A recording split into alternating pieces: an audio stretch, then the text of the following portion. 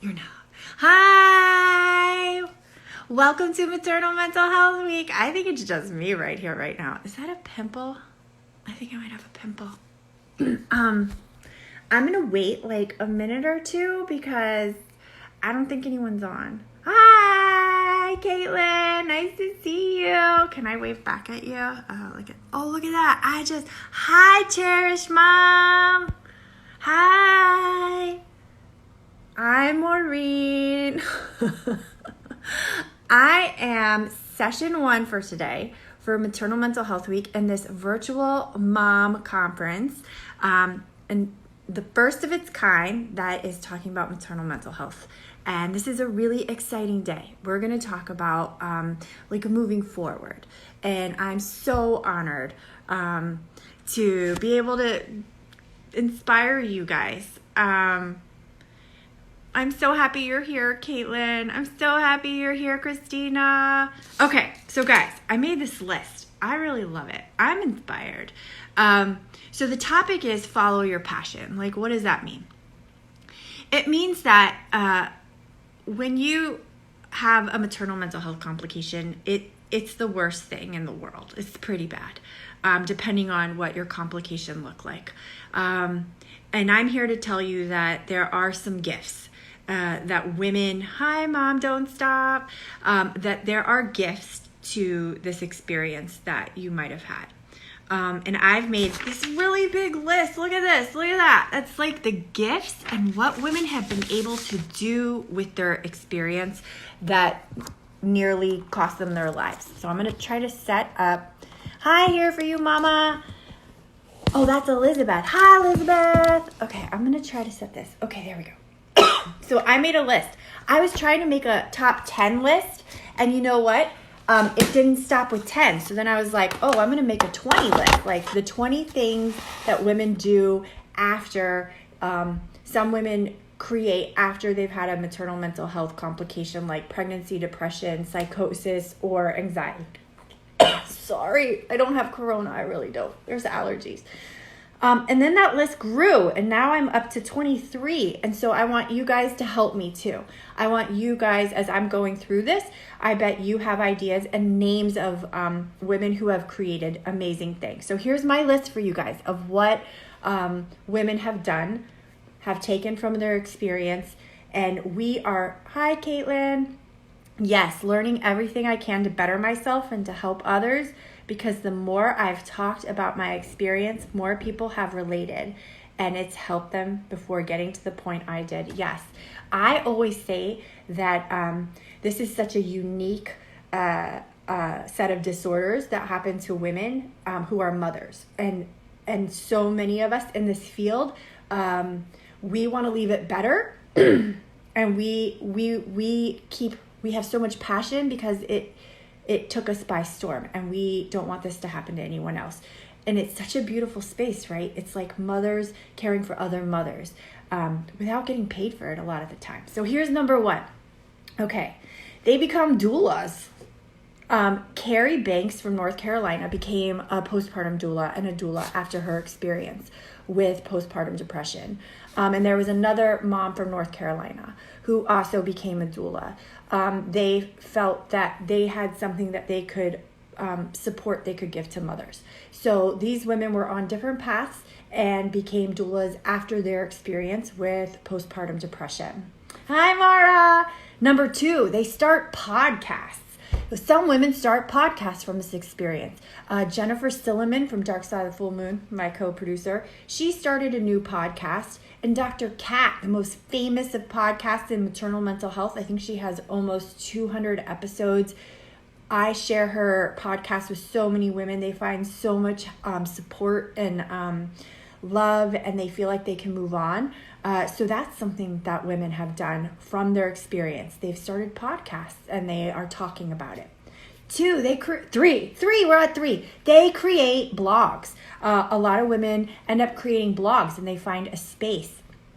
to share their story. Like I think it was Caitlin was saying, sharing her story, and sharing other women's story, and also helping with the facts and making women feel not alone.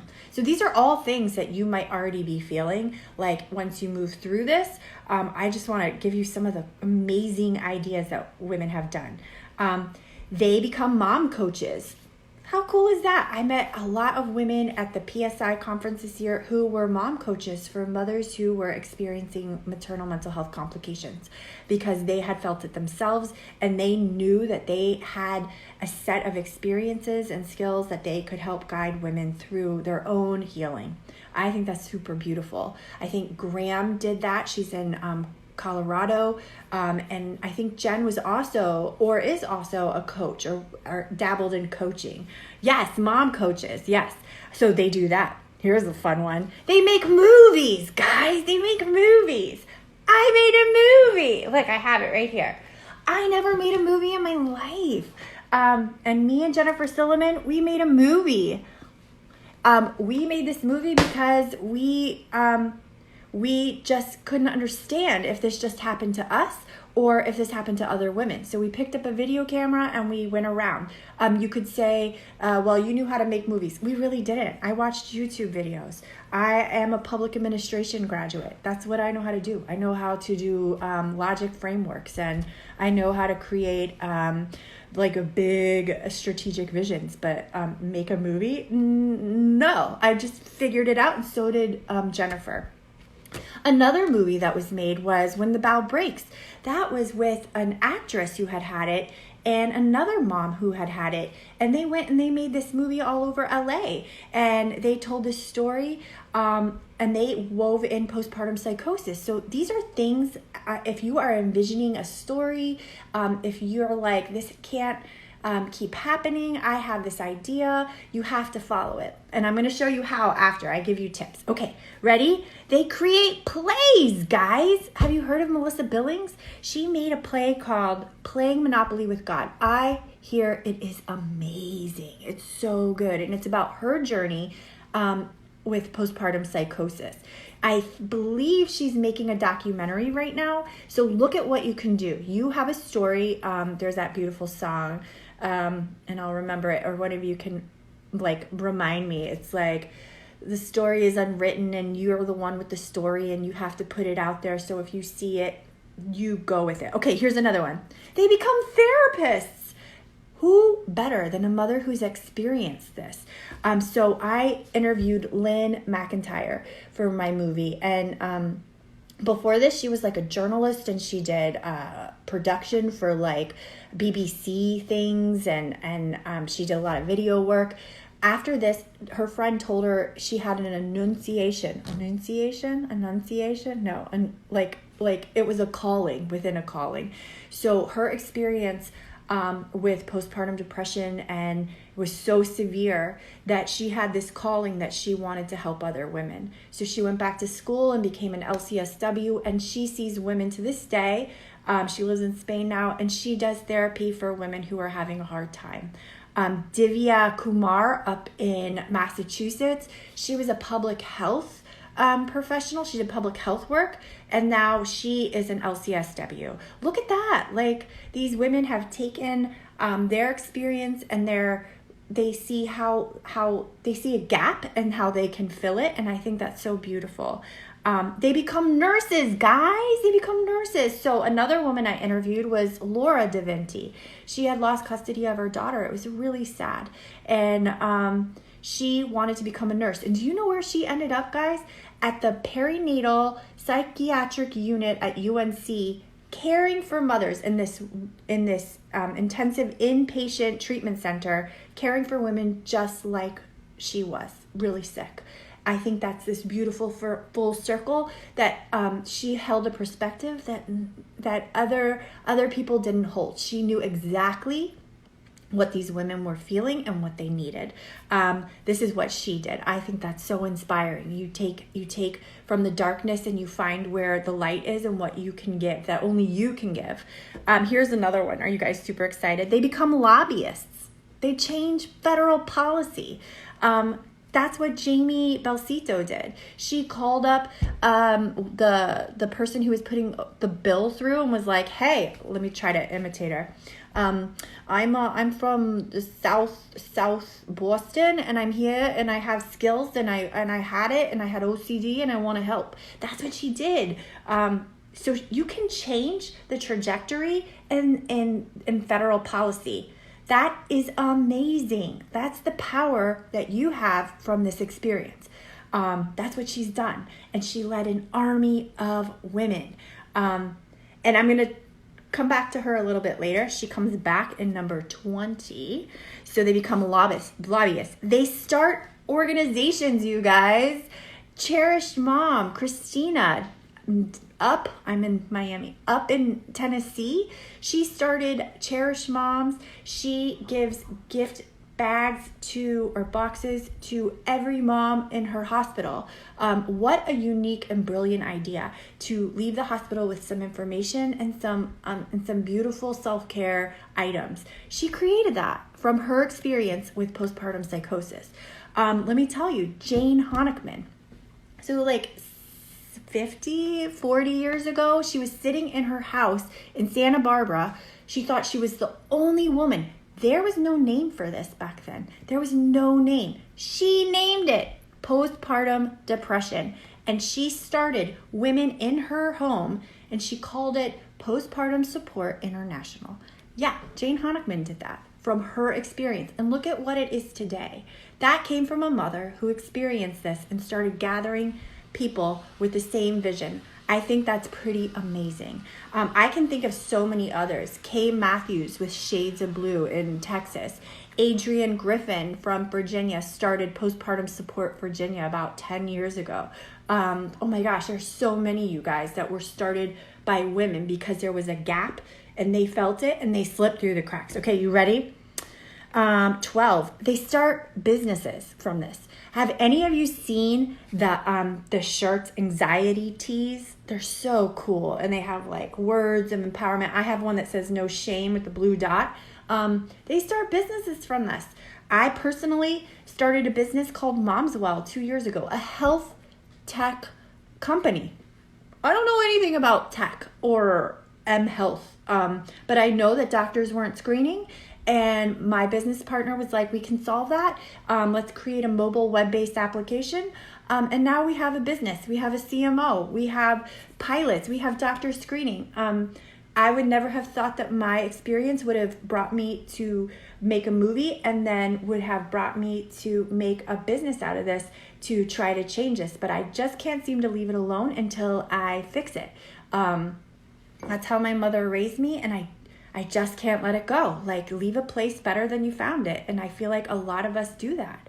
Okay, get this. This is huge. They put price tags on not treating maternal mental health, and they do research. So do you guys remember that huge Mathematica study that just came out a year ago with the CDC? And it was funded by some big organizations, and they said, by not treating maternal mental health during this time period, it cost a whopping $billion-something. Do you know that the scientist, the researcher that worked on that, she had severe postpartum depression? And I had the opportunity to meet her twice now. And when I met her, I feel weird, but I was like, I'm so glad you had postpartum depression. Probably not the best thing to say, but what I meant was that if she didn't have it, would we have had such a great picture of what the cost was? Would we have had the opportunity of this amazing scientific brain looking at this? I don't think so. I'm so thankful she went through it. I'm so thankful she survived it, and she has left us with amazing tools that we can use to fight to get policy changed. Better care for women. I mean, this is what this woman did with this. She was always waiting for this opportunity, and she got it. So she took her skills that she already had and ran with it. A lot of us didn't have the skills, and we figured it out along the way. So there are two camps I'm seeing. Okay, you guys ready? They write articles about it. They write articles. You can write articles about this. They write songs about it. I know there was this beautiful country music singer who wrote a beautiful song about it. So if whatever your creative passion is, there's a song that we haven't heard that could be lying inside of you that can help move us. They create art. How many of you seen those cool photography things on like the internet about like, this is my postpartum body, or like, this is what I look like, what the world sees, and this is what is really happening. So they use art. They use art to make a difference, to shed light on this that only we can do because we've experienced it. Okay, guys. They lead retreats. Women who have gone through this lead retreats. They create really creative retreats. You guys know Kylie Hamish up in Los Angeles. She had experienced several miscarriages. She also made a movie, Return to Zero, about the pregnancy loss, and they had Minnie Driver as the actress. That is a woman who experienced this, and she made a movie with a screenplay, and like it was out on like big movie channels like Hallmark, I think. And now she leads retreats for women who have had miscarriages, which is a huge loss for women and puts them at risk. And they do feel that depression. So they lead retreats. This one's really cool. They create conferences. Do you guys know Shanita Roach? She's up in Wisconsin. She created the first maternal mental health conference for women of color.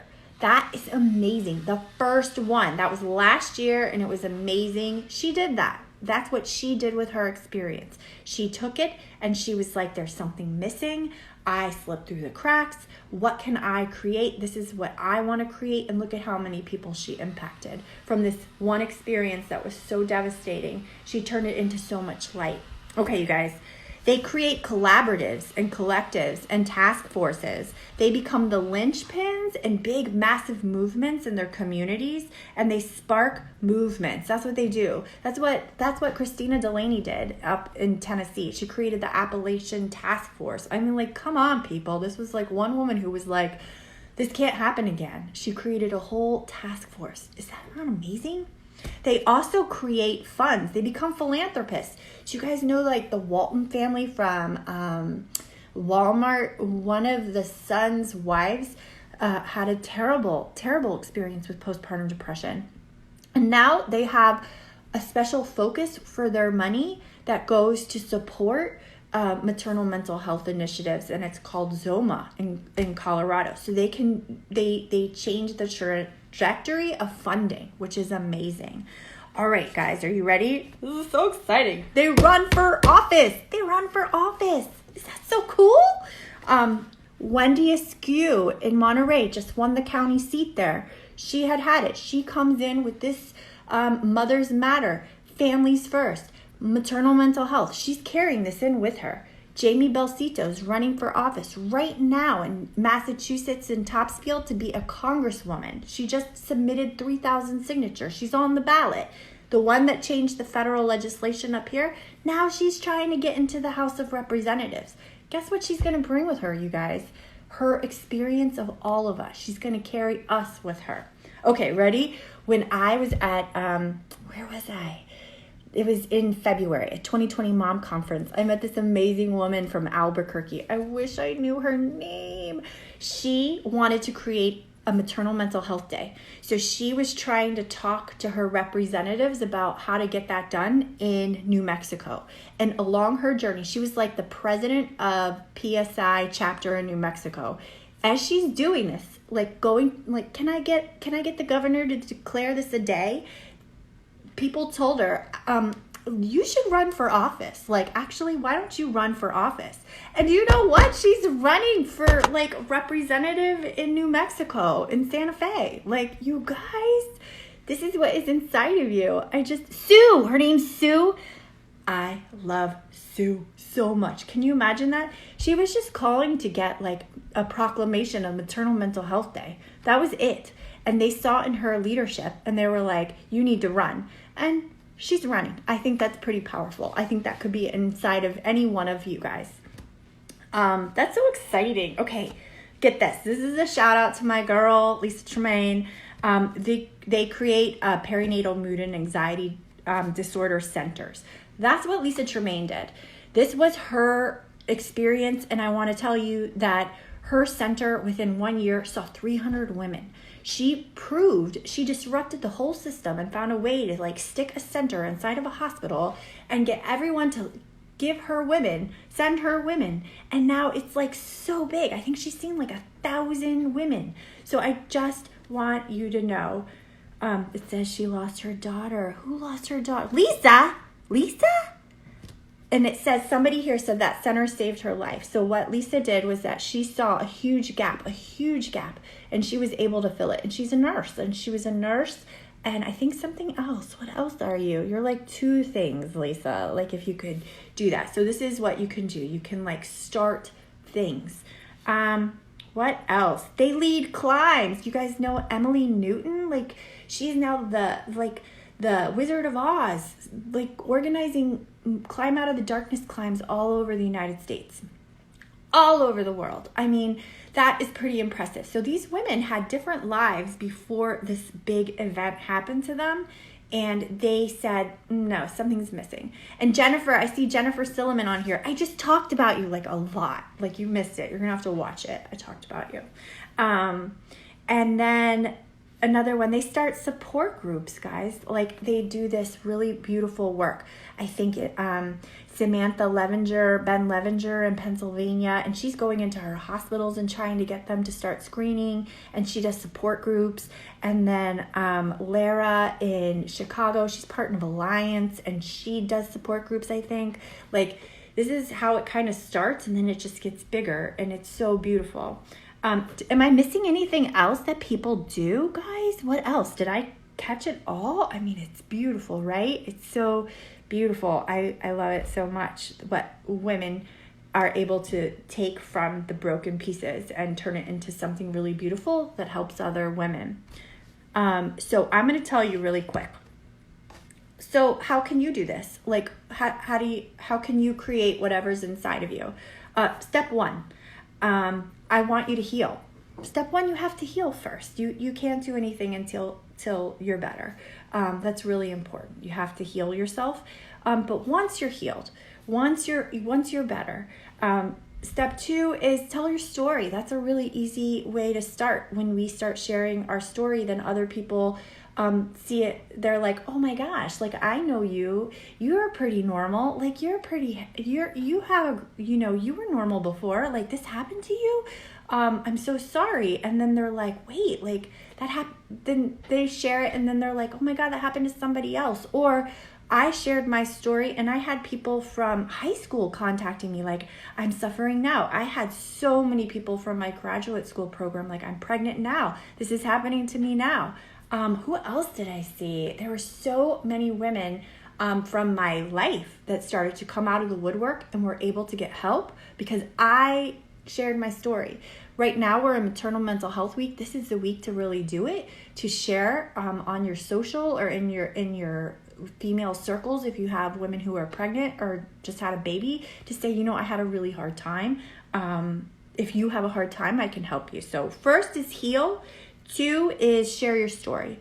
3 is work with others. The one thing I learned in graduate school for public administration, which I was supposed to work for the UN and USAID, was you get more capacity by working with others. You can only do so much, but if you take other people who can do just as much and you bring yourselves all together, then all of a sudden you increase your capacity to like this. Right? But if you're just by yourself, it's like this. So I like to say I spent like $70,000 to learn it's really good to play with others.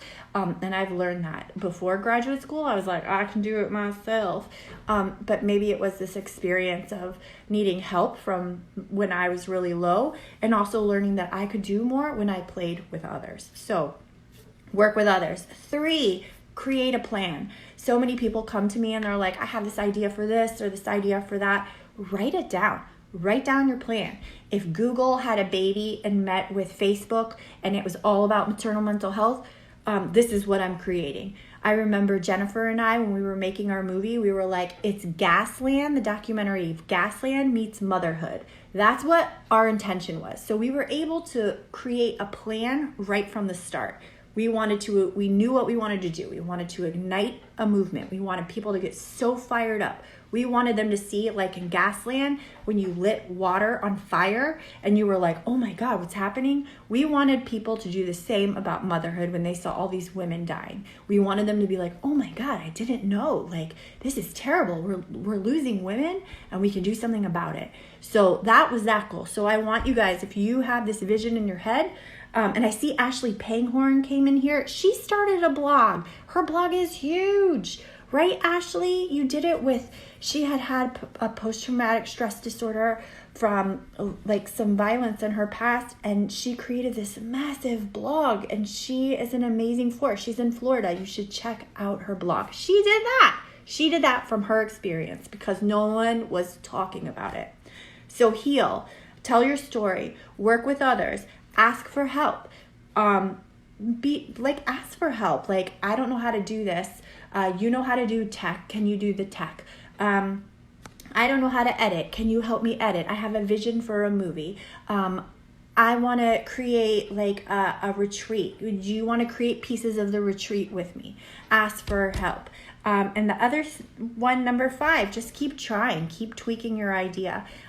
You'll eventually get it right. Jennifer and I, when we made the movie, like, we kept running into hurdles but we kept true to our vision, and we kept coming back and tweaking it, and we worked together. I want to tell you, I always had this idea of this documentary, but I couldn't get it off the ground until Jennifer. Jennifer was the rocket booster that shot us into outer space.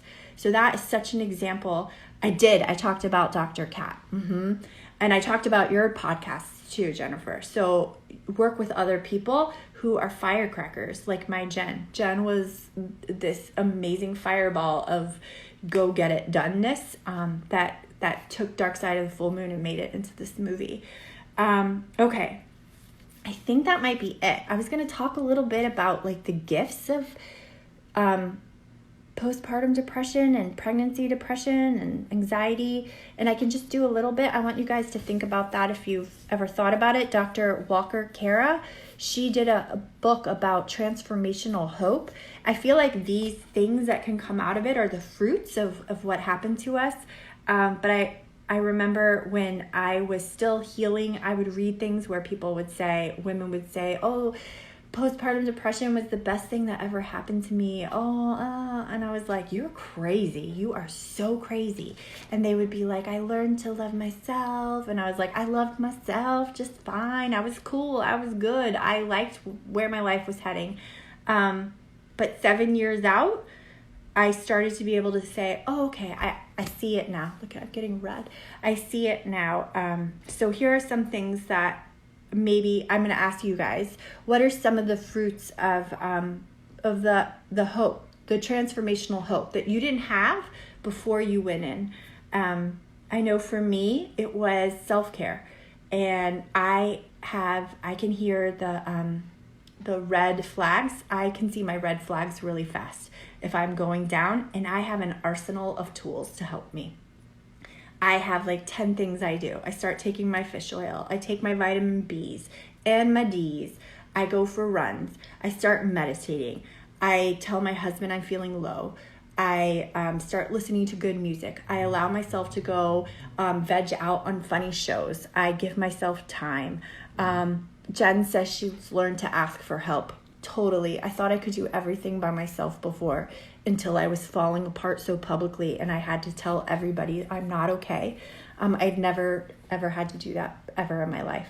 And I can tell you I'm so much more compassionate when people share that they're having a hard time. Before I might have been like, oh, that's so sad. Now I'm like, okay, let's make sure there's help somewhere for you, because this can escalate. And I guess I understand that a lot more than I ever did before. I think that's it, you guys. Oh, yes, asking for help is the hardest thing I had to do. Yes, and what is the one thing you have to learn how to do as a mom is to ask for help, and you can't do it by yourself. And I've been leading this support group, and this mom said last week, she said the one thing that she's gotten from this is that she doesn't play that game on Facebook, the perfect mom game, or and I call it keeping up with the Joneses or keeping up with the Joannas, right? She doesn't play that anymore. Like, her mental health is so important to her. She doesn't have the time to get wrapped up in all that stuff. And I think that's such a huge gift that this experience can give you. Christina said waving the white flag of surrender. Wow. Yeah. I used to be a white knuckler, and it took me 6 months to get on medication. And I remember getting on medicine. I needed medicine. Like I did.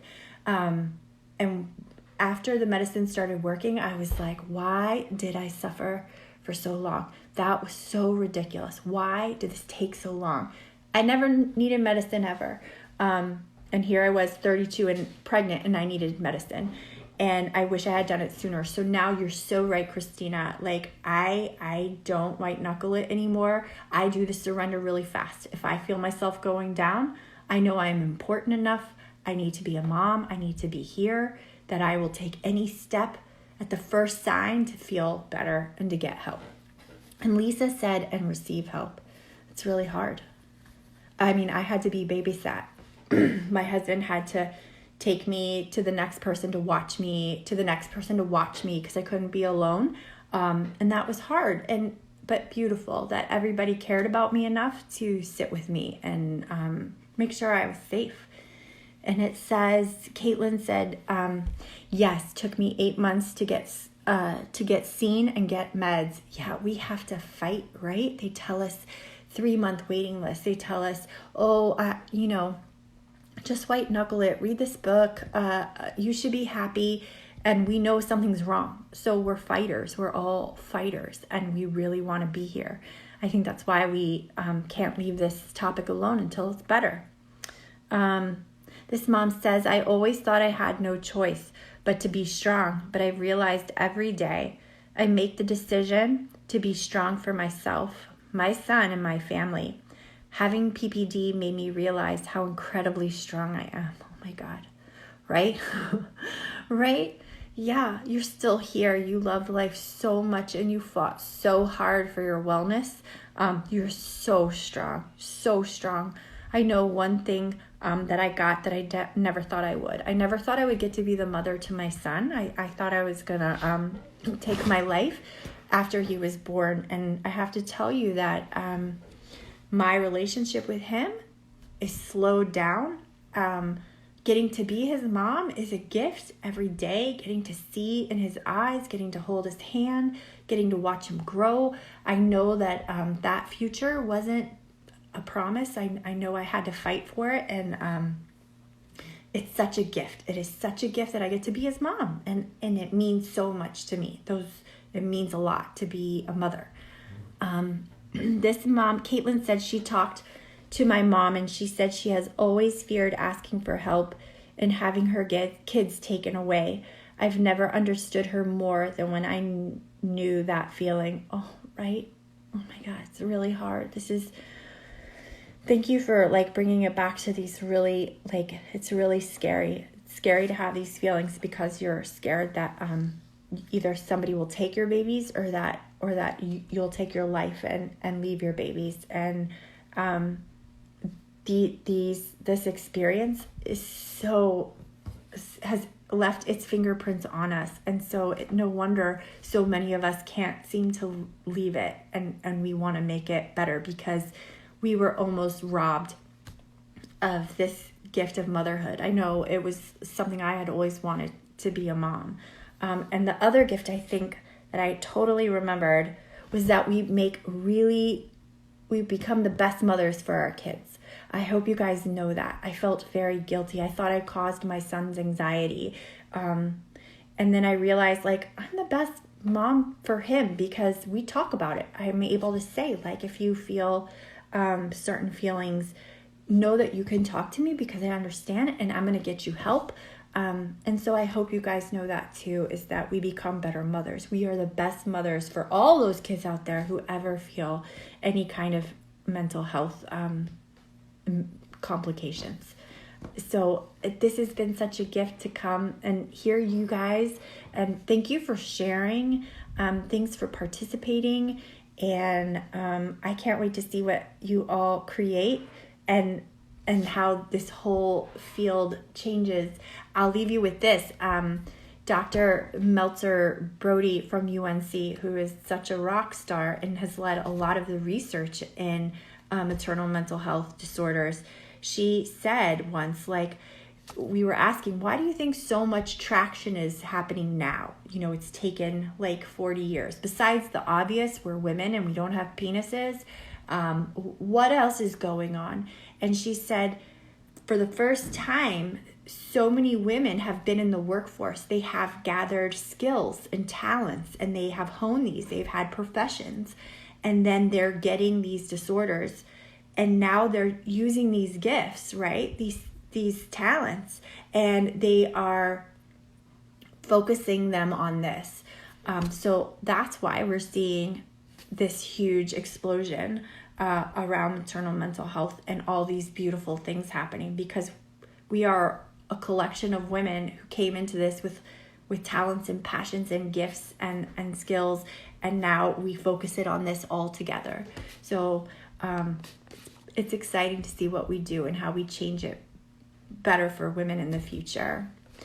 Oh, and Jen said, you're totally joining me tonight for my vision board party. That's right, you guys. So tonight at 5, Jen and me are going to be doing a vision board party. So you can take these visions of what you see about making it better or whatever. Come join us. I'm going to have wine. Is that okay? I'm going to drink wine. And Lisa said, on change, focus on making a change. I love that, because we're going to make it better. It's already better, but we can do more. We can all do more. All right, guys, join us at 12 o'clock. I don't know what the session is. Somebody tell me. What's the 12 o'clock session? Lisa? Does anybody know? Type it in. I'll be there with wine too. Yay, Lisa. And then we're going to have a Zoom dance party. I can't wait for that. I'm going to get my groove on. Caitlin's going to come with some champagne. I guess it's wine. I don't know. Who's at 12, Lisa? Drum roll. Come on, somebody. Who's coming on? What does it have to do with? Somebody, please. I guess you can look at the schedule. Boundaries. Oh my God, I'm going to listen to that. Setting boundaries. Super important. 12 o'clock lunchtime for us on the East Coast with Kim. So show up. It was great to sit with you guys. I didn't get to drink my coffee and I have this weird rash. It's so weird. I realized like Corona's aging me. Look at this. That's the homeschool Corona. Oh, you gotta stop that. Kimberly Ward, boundary setting. It's gonna be awesome. You rock, Lisa. Thanks for letting me do this, you guys. Love you all. Woo! Go team. See you.